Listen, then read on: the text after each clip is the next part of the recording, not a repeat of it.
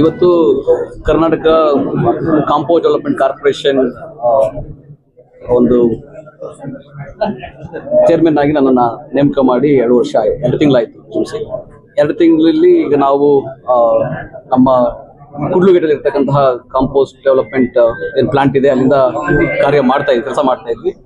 ಇವತ್ತು ಚೇರ್ಮನ್ಗೆ ಅಂತಾನೆ ಈ GBA ನಲ್ಲಿ ಒಂದು ಕೌನ್ಸಿಲ್ ಬಿಲ್ಡಿಂಗ್ ಅಲ್ಲಿ ಒಂದು ಕಚೇರಿ ಕೊಟ್ಟಿದ್ದಾರೆ. ಸೊ ಇದನ್ನ ಇವತ್ತು ಇಲ್ಲಿಂದ ಒಂದು ಕೆಲಸ ಮಾಡ್ಲಿಕ್ಕೆ ಶುರು ಮಾಡ್ಲಿಕ್ಕೆ ಇವತ್ತು ಪ್ರಾರಂಭ ಮಾಡಿದ್ದೀವಿ. ಆ ಕಾರ್ಯಾರಂಭದ ದಿನ ಇವತ್ತು ಇಲ್ಲಿಗೆ ನನಗೆ ನೆಚ್ಚಿನ ಗುರುಗಳು ಪ್ರೊಫೆಸರ್ MV ರಾಜೀವ್ ಗೌಡ ಅವರು, ಮಾಜಿ ರಾಜ್ಯ ಸದಸ್ಯರು, ಅವ್ರು ಇಲ್ಲಿ ಬಂದು ಕಚೇರಿ ಇನಾಗ್ರೇಷನ್ ಮಾಡಿ ನಮಗೆ ಶುಭ ಹಾರೈಸಿದ್ದಾರೆ.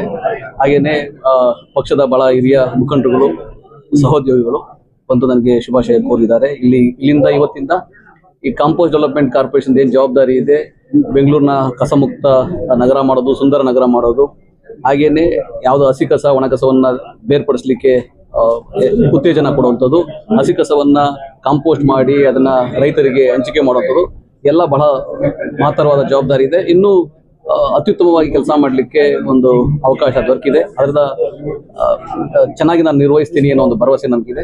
ಇವತ್ತಿನ ಅದೊಂದು ಶುಭಾರಂಭ. ಇನ್ನು 2 ವರ್ಷಗಳ ಕಾಲ ಇದರ ಜವಾಬ್ದಾರಿಯನ್ನು ನಾನು ನಿಭಾಯಿಸಿ ಬೆಂಗಳೂರಿಗೂ ಸರ್ಕಾರಕ್ಕೂ ಒಂದು ಒಳ್ಳೆಯ ಹೆಸರು ತರಬೇಕು, ಮತ್ತೆ ಒಂದು ಇಂಪ್ಯಾಕ್ಟ್ಫುಲ್ ಕೆಲಸ ಮಾಡಬೇಕು ಅನ್ನೋ ಒಂದು ಉದ್ದೇಶ ಇದೆ. ಅದಕ್ಕೆಲ್ಲರ ಮಾರ್ಗದರ್ಶನದಲ್ಲಿ ನಾನು ಆ ಕೆಲಸ ಮಾಡ್ತೀನಿ ಅನ್ನೋ ಭರವಸೆ ಇದೆ.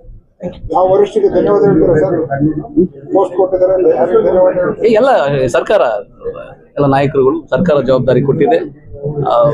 ಒಂದು ಪಕ್ಷ ಸಂಘಟನೆ ಕೆಲಸ ಮಾಡಿಕೊಂಡು ನಿರಂತರವಾಗಿರೋದ್ರಿಂದ ಸರ್ಕಾರ ಒಂದು ಗುರುಸಿ ಒಂದು ಜವಾಬ್ದಾರಿ ಕೊಟ್ಟಿದೆ. ಹಾಗಾಗಿ ಅದು ಕೆಲಸ ಮಾಡೋದು ಇಂಪ್ಯಾಕ್ಟ್ಫುಲ್ ಕೆಲಸ ಮಾಡ್ತೀವಲ್ಲ, ಅದೇನು ಜವಾಬ್ದಾರಿ ಕೊಟ್ಟು ಅದು ನಿರ್ವಹಿಸ್ತೀವಲ್ಲ, ಅದ್ರ ಮೇಲೆ ಇಂಪ್ಯಾಕ್ಟ್. ಸರ್ ಅದು ತೀರ್ಮಾನ ಮಾಡುತ್ತೆ. ಈಗ ಮಾನ್ಯ DK ಶಿವಕುಮಾರ್ ಅವರು, ಬೆಂಗಳೂರು ಉಸ್ತುವಾರಿ ಸಚಿವರು, ಅವರು ಅದನ್ನ ಆಲ್ರೆಡಿ ಹೇಳಿದ್ದಾರೆ, ತೀರ್ಮಾನ ಮಾಡಿದ್ದಾರೆ. ಆಲ್ರೆಡಿ 369 ವಾರ್ಡ್ಗಳಾಗಿ ವಿಂಗಡಣೆ ಆಗಿದೆ. ಅತಿ ಶೀಘ್ರದಲ್ಲಿ ಚುನಾವಣೆ ಖಂಡಿತ ಆಗುತ್ತೆ.